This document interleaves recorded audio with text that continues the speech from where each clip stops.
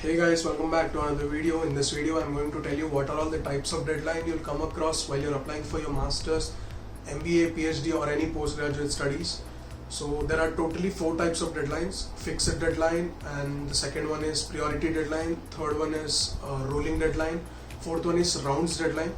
So coming to the fixed deadline, that's only fixed date.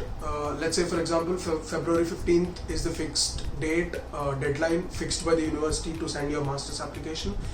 It doesn't really matter when you send your application. It doesn't really matter if you send your application 1 month before the deadline or 1 minute before the deadline, because the university only opens applications to check only after the deadline, only after the deadline has crossed. So you really can't do anything to get scholarships or increase your chances to get an admit. However, I suggest you to apply early. So the second type of deadline is priority deadline. So generally university with priority deadline also have normal deadline, just in case if you miss priority deadline. So let's say priority deadline is November 15th and normal deadline is December 15th. As the name itself says, priority deadline, if you apply before November 15th, the chance of you getting an admit and the chance of you getting a financial aid or scholarships is slightly high than if you apply after November 15th and before December 15th. Okay, so here again I'll suggest you to apply as early as possible, because if you fall into priority deadline, you'll get amazing benefits. You'll get even financial aid or maybe a scholarship as well if your profile is good. So the third type of deadline is rolling deadline. So it completely depends on the application portal open date. So how this works is, let's say a university has 100 seats and let's say around for September 15th the application portal has opened.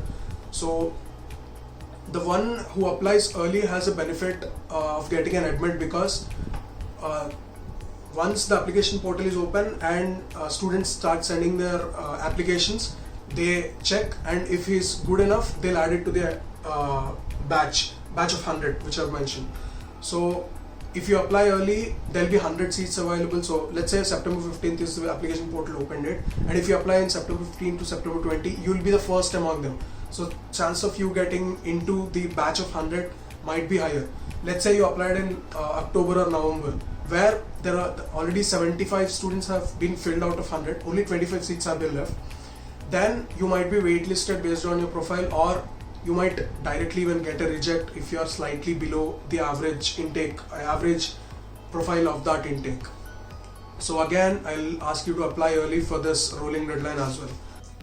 So the next one is round based deadline. So the university divides admissions into 3 or 4 rounds.